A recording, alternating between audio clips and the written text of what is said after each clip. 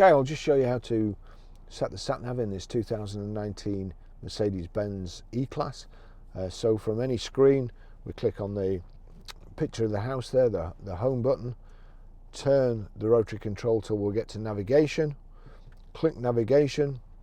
Now that's actually come up on the destination screen, but if it hasn't for any reason, let's just go back. We'll go back. Sometimes it'll just come up like that, in which case you just have to click left there, and then you've got enter destination. So enter destination, make sure that's highlighted and click, and then it's a good system, a rotary control.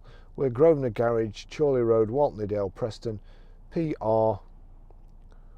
Now we need to go to numbers, so we've done PR 5 4, go back by, we're just on the bottom line, so just click upwards to go to the next line with the letters on, J S, Grosvenor Garage, Chorley Road, Waltleydale, Preston, PR5 4JS.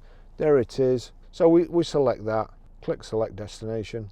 The route is being calculated. Now make a U-turn and then immediately turn right.